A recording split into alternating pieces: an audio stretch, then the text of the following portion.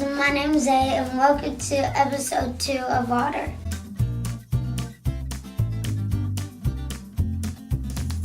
Okay, so we're excited for you to be here today, and we're going to be talking about grasp.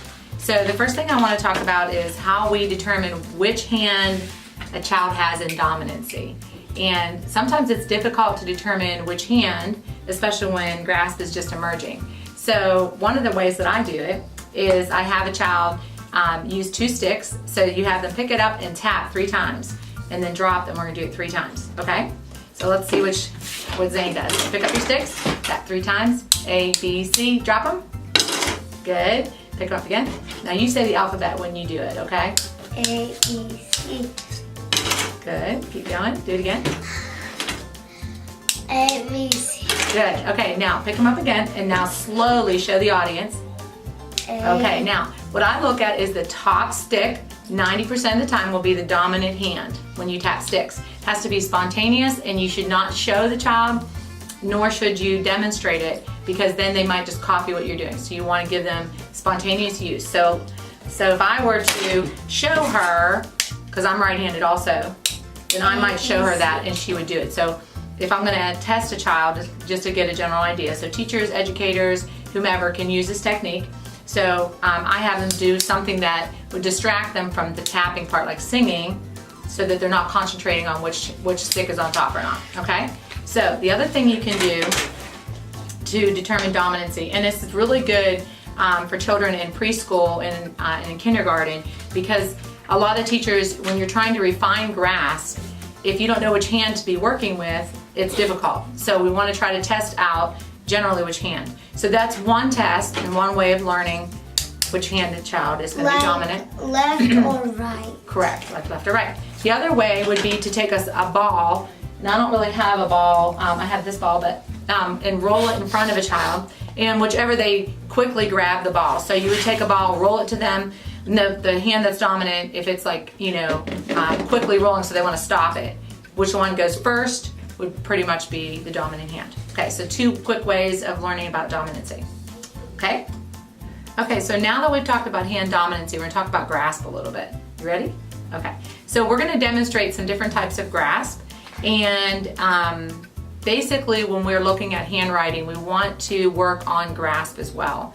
And what pre-writing is just being able to hold a marker or crayon. We start with a little bit fatter writing utensil, and then we work to smaller. We also have lots of different pencil grasp that we'll talk about in a different episode, but today we're just talking about different types of grasp on a marker or a crayon. So a static tripod grasp is going to emerge at about 3.5 to 4 years of age in a typically developing child. So when we look at a static tripod grasp, we're going to talk about the ways that our grasp comes. So this is the first one. I'm going to show you and then you hold it, okay?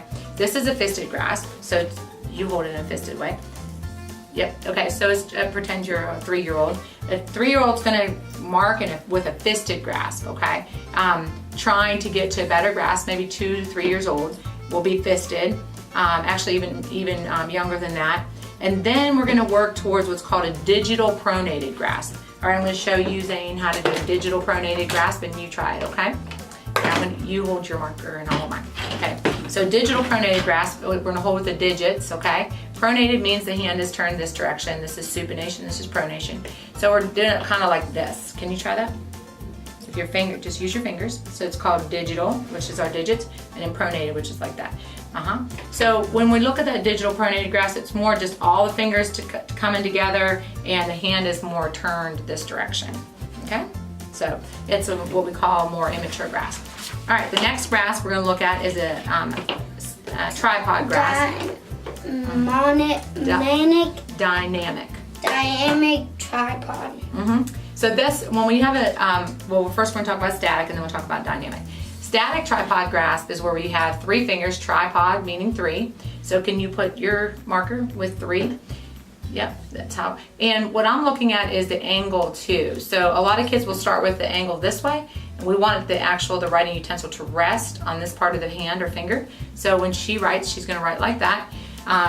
You can either rest on this part of the finger or here, it doesn't matter. But this is called a tripod grasp. Now the different components of dynamic and static are where a static grasp, and I'm going to show it and you do it, okay? are where the whole hand is moving. So you see there's no dynamic component to the wrist or the fingers. It's called static, meaning that this part of the hand is static, not moving. Good. Dynamic is where this part of the fingers move and my arm rests. That's called dynamic. Okay, so you do that. Now, to practice some of that, I would use like a coloring book where you have to color inside the lines. When you have to color inside the lines, you have to kind of go here. Larger things like I'm trying to teach would be pre-writing skills, we do here. So it's more of a static, and then I'll be working with a tinier or finer grasp activities. Okay, let's talk about some other ones. There's what's called a quadruped head grasp, which is 4 fingers. Can you put 4 fingers on your marker?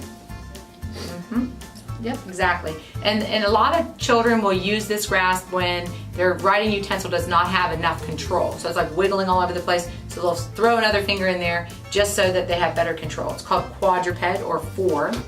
And then a lateral tripod grasp is when it's really up like that. Stand it up. Yep.